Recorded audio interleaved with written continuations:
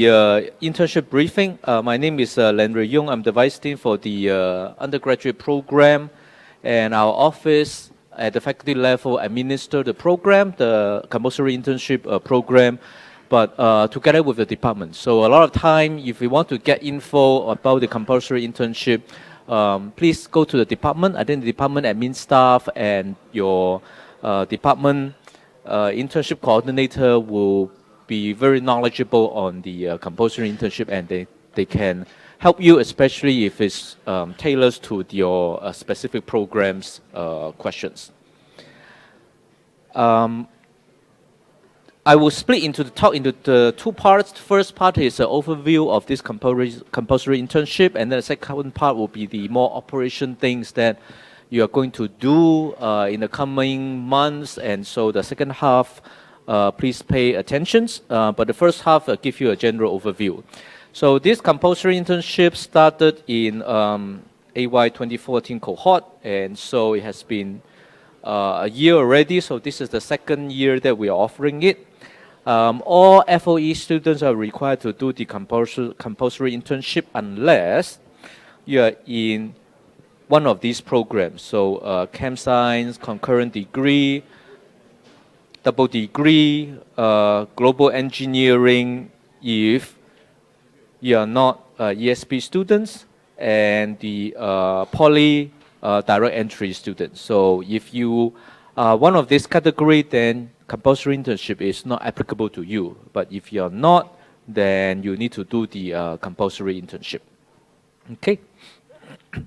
So this is the semester breakdown from for different degree programs.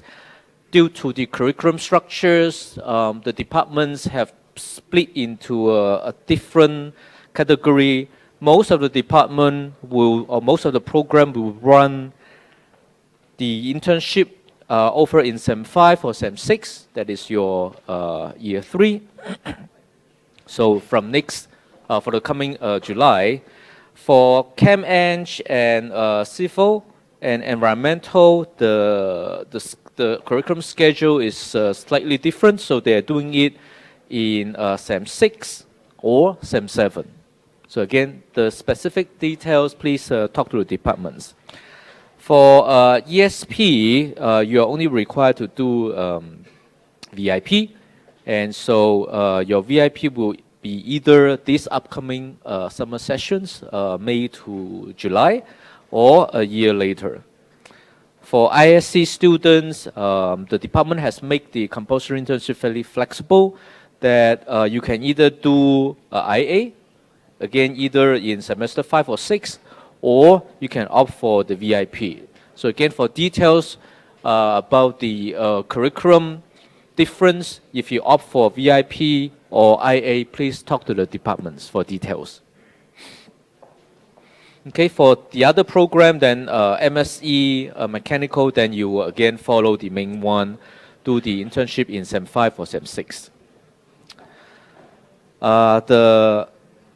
In the internship, you are basically taking either one of these modules. If you are doing the semester long, 24 weeks long internship, you are required to register the EG3611 industrial attachment modules, which worth 12 MCs. And if you are taking the VIP, the vacation internship program, which is 12 weeks or 3 months long, it worth 6 MC, and this is the modules that you will be registered for, the EG3612. Okay, and again, we ask the department to poll your preference. Remember, each department for doing either IA or VIP, you have the preference to do it either in Sem 5 or Sem 6 for most of the department, or for Chem Eng, Environmental and Civil, you can do it in Sem 6 or Sem 7. You have the choice to choose which semester you want to do it. Okay, the department should poll you. Okay, but if you do not indicate your preference, then the department will assign. Okay, and as far as I know, department may not be able to 100% honor your preference, because the way that we split the cohort is to try to send roughly 50% of the students out for IA per semester.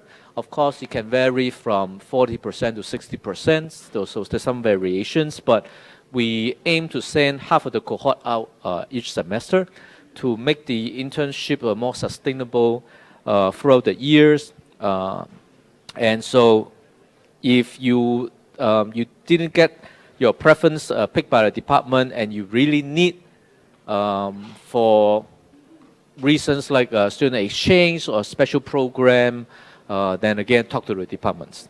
Okay.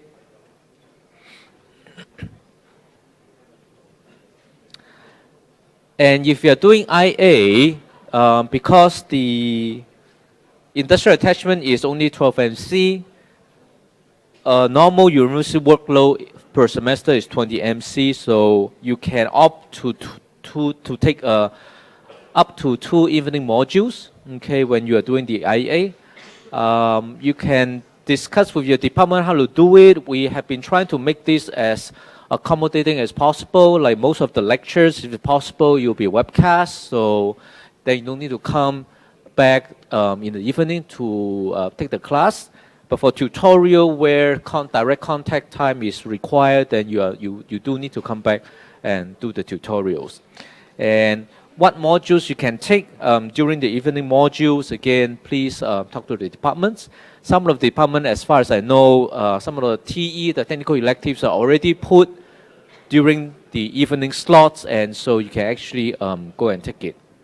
But before you want to take the evening modules, please notice that you need to get consent from the companies.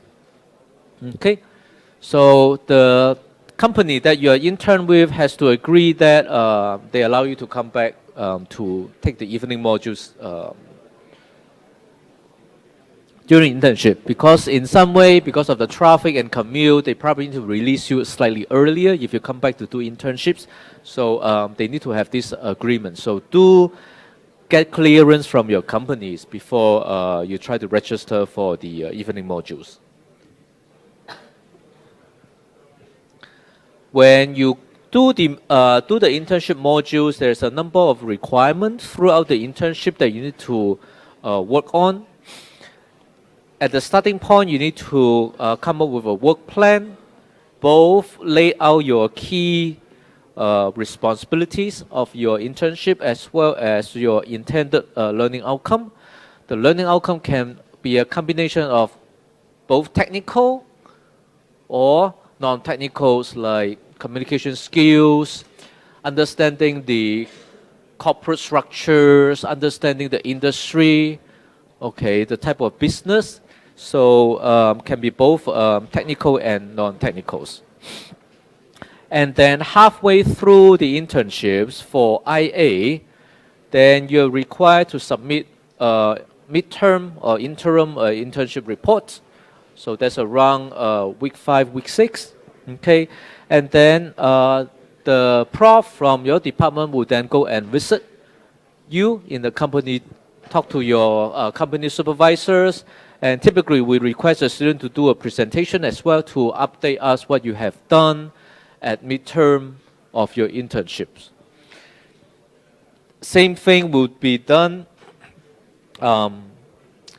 for the end term. So before we finish the 24 weeks internship for IA or the 12-week internship for VIP, then you're required to submit a final report, and at the same time, the NUS prof from your department will visit the company again and then have an interview with you and your company supervisors. Okay, so these are the module deliverables. Okay, if you complete everything satisfactorily, they will get a pass grade, that is the CS. And if any of these are not satisfactory, and it has happened that some of these are not satisfactory, then you will fail the modules. So as I said, the modules are graded on CSCU base, and we do have students fail the modules, so don't take it very likely. Yes?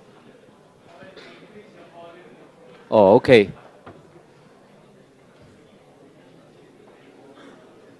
Is it better now? Thank you. Yeah, so we do have students fail the module, so don't take it lightly that because it's a CFCU, you don't pay sufficient efforts to do your internship. Again, this is a real working experience that you're going to have, so take these opportunities to learn on jobs, reflect on yourself that what you need to improve so that in future when you need to actually get a job, you're more equipped to do that. And at the same time, from my understanding, a lot of companies, they use the internship as a screening process to basically to look for future employees. So if you perform well with the company that you are intern with, very often you will get a job coming from the same company later. Of course, you can decide to join the company or not. That's different issues. Okay, so this is an overview of the internship program. So the next half, then I'm going to talk about the application procedures. So there's two types of applications. So they are called the self-source and through our faculty internships organized internship placements. So I will explain to you what you need to do for this. And remember, the reason that you are here is that if you want to do either self-source or go through our faculty managed internship exercise, you need to give yourself sufficient time to actually go into secure the placements, and that's why you are here. Because for the faculty internship exercise, you will start pretty soon, so the system will open for you to go in to take a look of all the available positions very soon, so that's why we are here to do the briefing. For self-source, you can do it anytime. Okay, if you have find a self-source positions, good. If you have not, you're considering, good. You can go and do it. But the catch is that officially, I would say officially, one application is allowed at any one time. That means from the system point of view, they can only register you as either self-sourced, or if you go through our faculty internship scheme, then you go through our faculty internship scheme. So that's from the system perspective. But I can tell you that in reality, in practice, students can do it simultaneously. So again, I will explain to you why students can do it, and we encourage students to actually go through both self-source and our portal to maximize your chance to land positions that you like. Okay, so I go for the self-source first. So self-source, the most important thing as I highlighted here is to find a job. Okay, so you go and talk to the companies that you're interested to work with. As long as they are not already enrolled or participate in our faculty internship placements, and you can get the list of which company are in our list, which companies are not in our list, then you can go to look for them if they are not in our list. Okay, so the most important thing for self-source is to actually get the jobs first. Okay. So once you get the job, and presumably that will be the one that you like and you want to do it, okay, then you go to our portal to submit your applications. Okay, so upon the submission of applications, then basically the other route, the faculty internship placement exercise will be terminated. Okay, because based on our previous experience, if students want to submit a self-source jobs, those are the jobs that they really want, and so they will not consider the faculty process anymore, and so we will terminate the faculty process. That also means that at any time that you are not sure whether you get a self-source position that you want, you can continue to keep yourself in the faculty placement system. Okay, as long as you want, until you decided, okay, I don't want to go through the faculty route, I want to get internship from my self-sourced companies, then you can let us know, then we'll basically adjust the system. Okay. So once you get that, but of course, oh, maybe I should not jump so fast. Once you submit the applications, of course, also discuss with your department to make sure that the department can approve it. Typically, I don't think we have issues for department approval as long as your jobs are technical and related to your disciplines. I have seen, for example, some jobs that soon to do this e-sport coaching. That's one of the latest one. Do you know what is e-sport? Okay. Yeah, I didn't know what is e-sport, so I had to Google to find out what is e-sport. E-sport is basically gaming. So one of the students applied for coaching for gaming of some of the team. So if you are chemical engineering student, you have this Salesforce position for coaching gamers, then unfortunately I don't think the department will approve because it doesn't relate to your discipline. It doesn't add value to your education experience as a chemical engineering students. But if you are getting Salesforce internship in one of the oil refinery companies, pharmaceutical, biopharma, medical companies, okay, that is related to what your discipline is doing, then those are fairly straightforward case, and those will be approved. Okay, we encourage you do it as soon as possible, because it will take time for you to go through and talk to the company, negotiate with the companies in terms of conditions before you actually get an offer. Okay, so if you're interested in any self-source, please start as soon as possible. And you can get the relevant information from our website. I probably will not click this website, but we'll provide you the slides.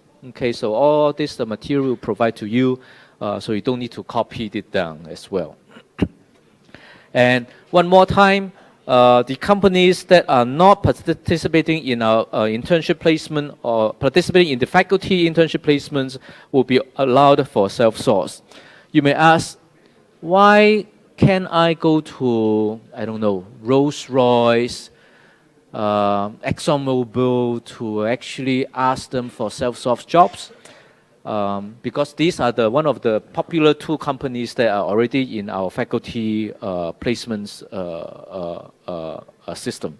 The reason is that company feedback to us that if they are offering position through the faculty placements, they already offering, so they want to focus on one type of internship engagements, and they don't want to branch out their resources to entertain self-source at the same time go through the faculty internship platform. So if you're interested in working with some of these companies already in our list, then you just simply apply through the faculty internship portal and through that route instead of going through the self-source route. Okay, I hope this is clear. Okay, so now I'll switch gear to the faculty-based internship placements platform, and this one is more structured, so I'll give you more information. Typically, we have multiple rounds of allocating students to companies on our faculty placements portals, and at least we'll have 2 rounds. Most of the time we have 3 rounds. I don't know whether we'll have 4th round. Hopefully we don't need to go to the 4th round. Hopefully we can clear all the students and get everybody an internship position by round number 3. So in each of the rounds, you will have a period that the portal will open, which will open soon. Or is it open already? Oh, sorry, it's open already. So you can actually go to the portal to start scouting for internship positions. So right now, it is what we call the student application period. Okay, so few weeks later, when the student application period closes, Then we will send all your resume information that you, not your resume, sorry. We will send the company that you pick and let the company know, not your resume, sorry. So you will pass the resume to your company when they interview you. So after the student application period closed, then we will pass your list, the company that you want to work with, to the company for them to assess. Okay? And once they assess, the assessment can be interview. Typically, most of the company will go through interview. But as you will see later on, some company actually, they don't interview and they just give you an offer. Okay? So you actually need to manage this kind of situation yourself. So company will shortlist, and at the deadline of the company shortlist period, then we will, our office will take the preference from the companies during the shortlisting period, as well as your preference during your application period, and we do the allocations. And then we'll try to match you to the companies that you want to work with. Okay? And so throughout this period, the functions on our faculty internship portal will basically change automatically. And so at different time points, you actually will see different information when you come to our portal.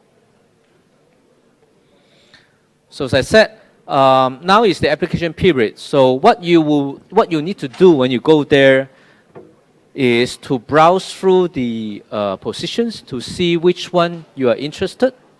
Okay, so for each student, you maximum can select 5 different companies, and within each company, maximum 2 positions. So maximum you can select 10 positions. Okay, and you have to rank it, 1 being the highest and 10 being the lowest. Okay, so this ranking is important because this ranking will take into considerations when we do the allocations. So it's important that you think through which company you want to intern with and then rank accordingly. And let me also add that you don't have to put in all 10 positions. Okay, so you will see many jobs when you go to the portals.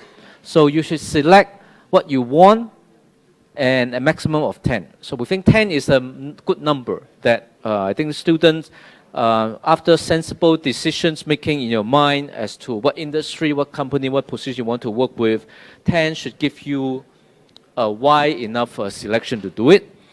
And if you have some special interest and not many companies fulfill what you want to achieve, and you cannot get the 10 positions, you don't have to force yourself to pick up full 10 positions, okay? So let me make this clear, that if there's not enough company that you want to work with, not enough positions that you want to work with or for, you don't have to put them up. Once you put it up, we assume that you are able to commit yourself and then work with the company on that positions. Okay, let me repeat. Any position you put on there, maximum 10, to our message is that you're willing to work for that positions. Okay, because we don't want students to come back and tell us that, hey, yeah, actually I just random, I only have 5 positions I want, the other 5 ranked 6 to 10, actually I don't really care, but I'm just, you know, Gasu, I just fill in everything that I can fill in. Don't do it. Okay? So you fill in your Gasu, you fill in something that you don't like just to have a shot. At the end, you might be able to allocate to those. And please don't come and ask and cry on us. Says, yeah, actually I don't want this, but and then I just don't know what I did. I just put it, and then now I actually don't want to work with the companies. I think you guys are big boys, big girls, you can make this kind of decisions. And so if whatever you decided that you select in your choices, please prepare that there is a chance that you will end up working with that company. So if you really don't like it, don't put them. Okay?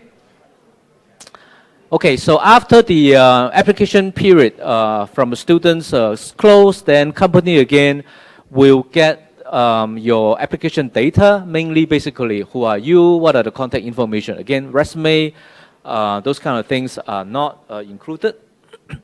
So student, the information will send to the company, and then the company will contact you for interview. Okay. And after the interview, again, it's an open market system, and so the company will rank you with their preference. Okay, and so if for each position open, they can rank again number 1, 2, 3, 4, 5, etc., etc. There's no share ranking of like 2, 1. There's no 3. Sorry, 2, 1. There's no 2. You go to 3. There's no such kind of ranking. So they have to rank 1, 2, 3, 4, 5, because their ranking will be used for the allocation system. Okay, so company will submit their ranking through the portal. We have cases that some company did not contact students for interviews. They just get your info. Maybe they just ask for resumes.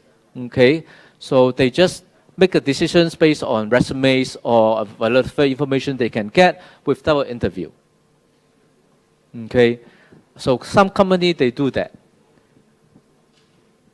So we got this kind of questions from students saying that, hey, I never interviewed by this company, and then suddenly I get an offer from them. Actually, I'm not interested working with them because they never interviewed me. What should we do? Or what should you do?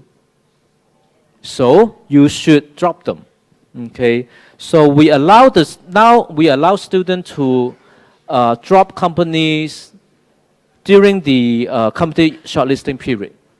Okay. So the ultimate deadline for dropping company is actually not the application period, but at the end of the company shortlisting period.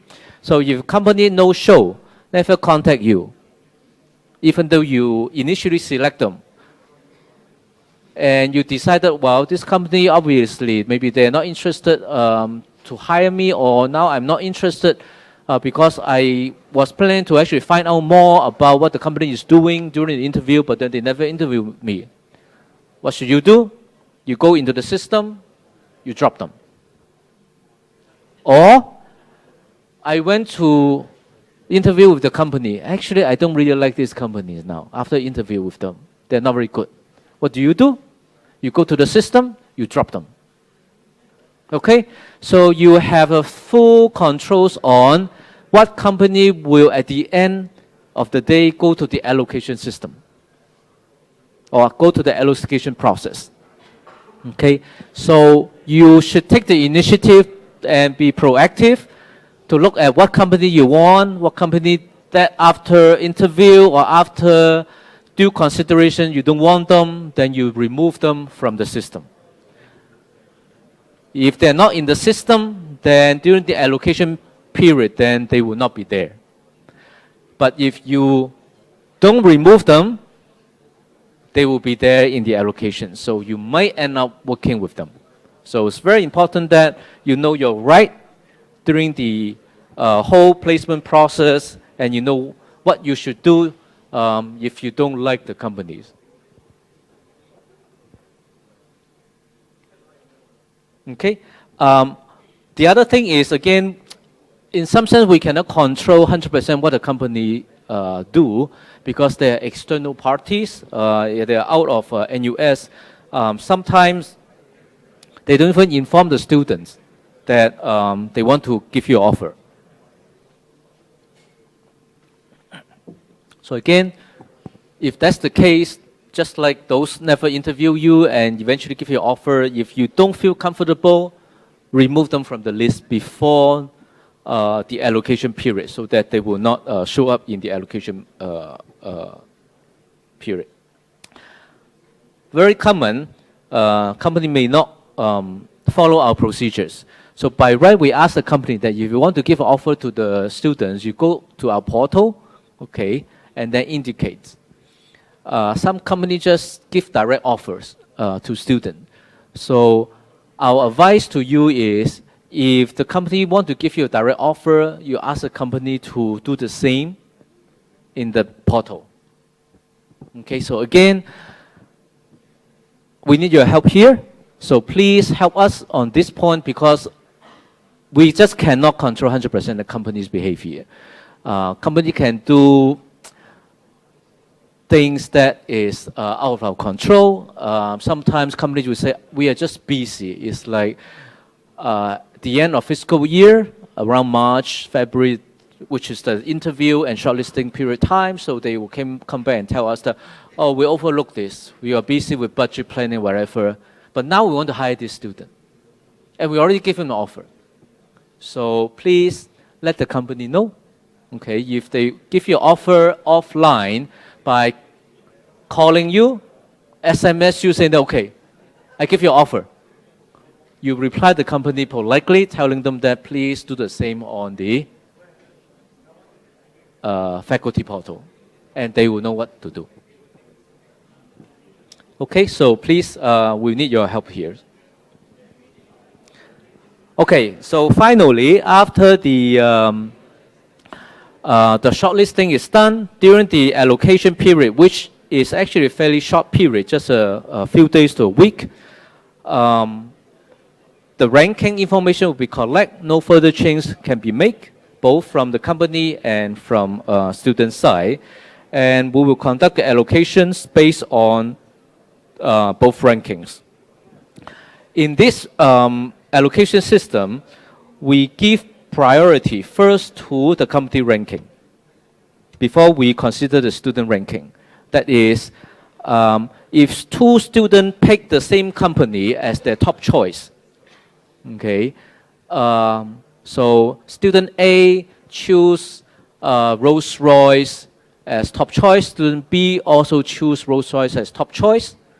Number one, Rolls-Royce has to rank. So Rolls-Royce will rank, let's say, student A as number one, student B as number two. Then student A will get the position and go and work with Rolls-Royce. Okay.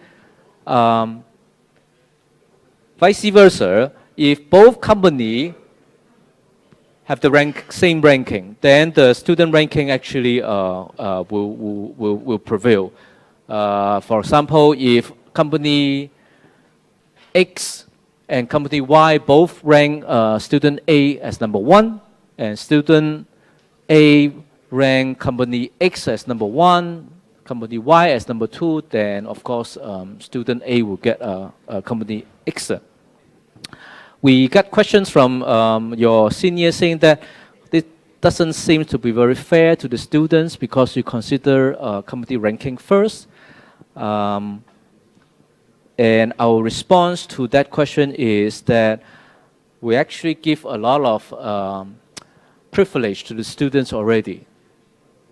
So this is some privilege that we give back to the company. For example, you choose the company first. If you never choose the company during the application period, the company will not see you. So it's in your hand whether you want the company to see you and to allocate you. If you don't want, you don't need to, you can just remove them during the application period. And then even during the interview period, you don't like the company after you interview with them, you can remove them. So these are all the privilege that we give the students.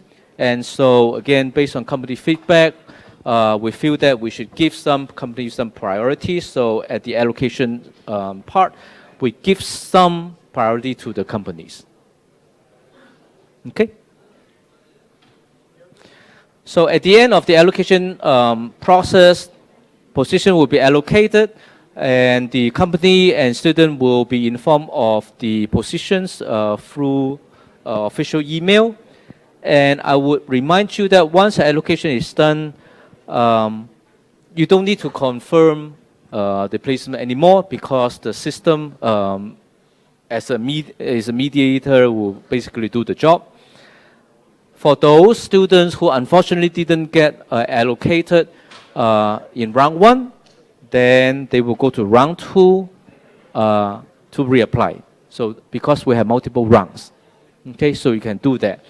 I will also emphasize that typically we get more placement than the number of students that we have for each discipline. Even for ME students who have 300 students, we typically get more than 300 positions, even 500 positions, 600 positions. You need to, again, understand where you stand. Okay, whether you're top students, whether you have special ability, I don't know, CAD skills, very good hands-on skills, or something that to show off for during the interview. So for those who are actually not successful in round 1, our recommendations is for you to actually cast the net wider, and again, not be too choosy. Okay, so look broader and then see what other companies that you can work with. And the other thing that I will emphasize is we have this CFG, which stands for Center for Future Ready Graduates. They have a lot of career coaching service, how to brush up your resume, how do you do well in interviews. So all these skills, believe it or not, add value to the outcome. Because if your interview skill is not good, you're not forthcoming, the company asking you a question, you just yes, no, not forthcoming with informations and what you want and what you can. And other students very forthcoming in the interview. Of course, I'll hire that forthcoming student, no-brainer. So if you think you need some improvement in the interview skill, in brushing up your resume, do go to the CFG and talk to the career coaches there. They have a team and they will be able to help you. And of course, do it early as well, because now it's an application process, and soon the company will call you for interviews, and you want to do a good job during the interview. So please contact and use the service.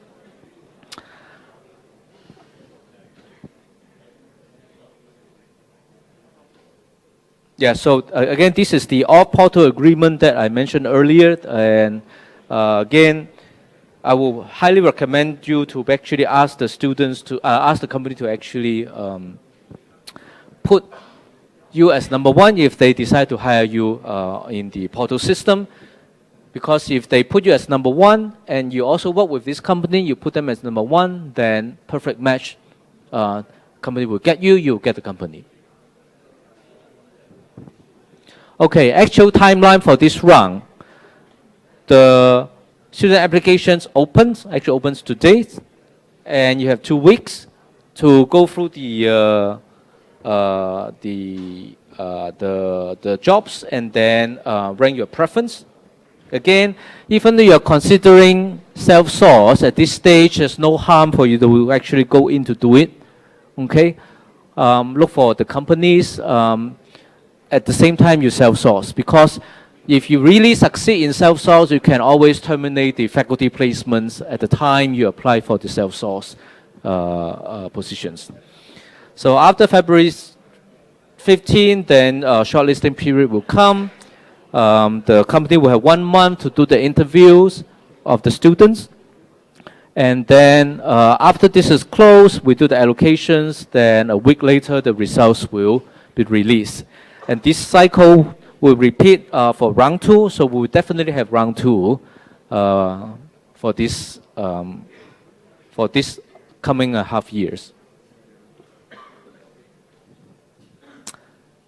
Okay, pay attention to this. This is a penalty system that the faculty come up with.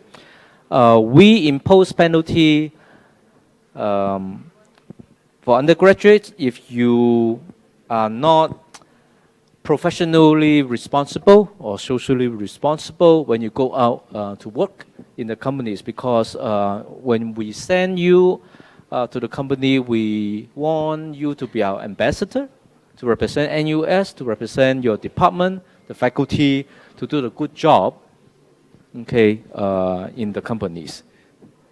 Okay. When the placement results is released from the faculty placement system, oftentimes we'll get students have last-minute requests saying that, yeah, I actually didn't get the dream company that I'm looking for. Okay, I only want to work with Rolls-Royce, but there's only 2 positions open in Rolls-Royce. I just I'm just Gasu. I just add another 8, and now I don't want to work with the other 8 companies that get allocated to me. Again, this is a very immature practice. So if you are not comfortable with the other 8 companies, you should remove them before the system is closed. Okay, so we normally don't entertain this kind of request saying that, okay, I don't want to work with the companies. Unless there is very special circumstance, for example, suddenly you have an NS commitment that you need to go back on for service, and then you cannot do your IA, then we'll do other arrangement for that. Okay. Otherwise, typically we don't entertain those kind of requests.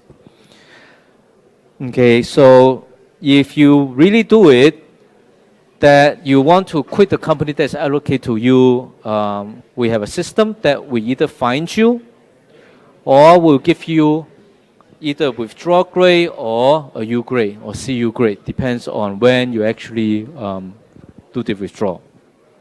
Okay, and if what you did in the company is considered unprofessional, then we take that as part of your university training, and if you have inappropriate behaviors, then we will actually consider for other punishments within the university.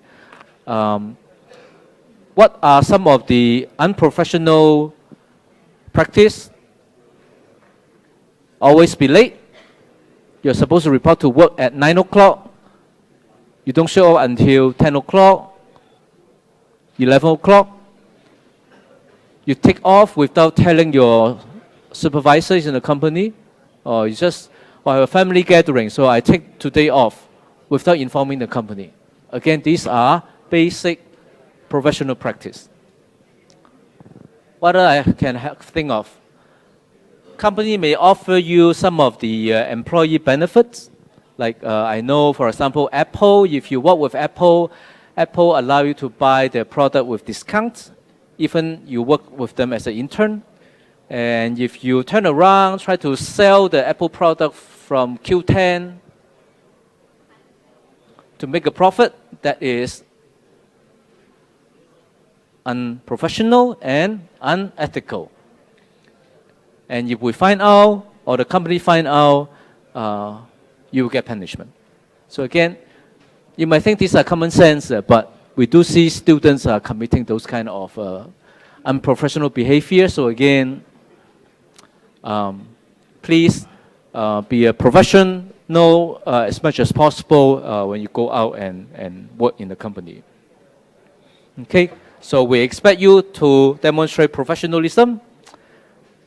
You comply or abide to the company policies and practice. You manage the equipment well. Okay, and observe all the ethical requirements. Last but not least, be proactive in the learning process. Again, this is a good chance for you to learn on the job. One of the feedback when I go to an interview in the companies, the feedback is that a lot of time my mentor or the full-time employee in the company, they're busy. And they have no time for me to get information. Put it this way, they are supposed to be busy. Okay, if an employee in the company, they're not doing any work during working hours, something's wrong with the company. Okay, they are supposed to be busy. What do? If you need information from a particular colleague because of particular information? You grab them one way or the other way. Of course, not physically grab them up, but in a nicer way during lunch break, during the break time, write them an email to try to get the information. So you need to be proactive. We have seen a lot of feedback from companies saying that our students are not proactive. So that's precisely one of the learning experience that we want you to experience. So go there, do your job, be proactive, okay, in the learning. Don't be passive. Okay, just sit back. Nobody give me information. I just sit back, not doing anything because I don't have the information. Again, there's a poor attitude. Later on, if you get a job, you behave like this again, you will not be promoted, I can assure. Okay? Okay, last bit of information. These are the department internship coordinators. I think if you don't know them yet, in your department, please try to get to know them. They are your information source on the internship, so please contact them. Again, I'll give you the slides. You don't need to take photo of their face. And of course, if you have questions, you are welcome to contact us. Our internship manager is Lisa Mo. She is behind. Please raise your hand. So if you have questions, you can contact Lisa. We also have the career advisor, as I mentioned, from CFG. Okay, and the respective coaches or advisors for the respective departments are this. So again, please talk to your career advisors. If you have time, again, I can guarantee you will learn things that you don't know that you need when you talk to them. So please make effort. Again, be proactive to contact them. Okay, to brush up your interview skill and brush up your resume writing, as well as other professional and ethical skills or ethical standards. Okay. So that's all for my talk. Any questions? Okay, if no question, thank you everybody. So if you have any questions, please contact us. Again, we'll pass you the slides so you know how to contact us. Thank you.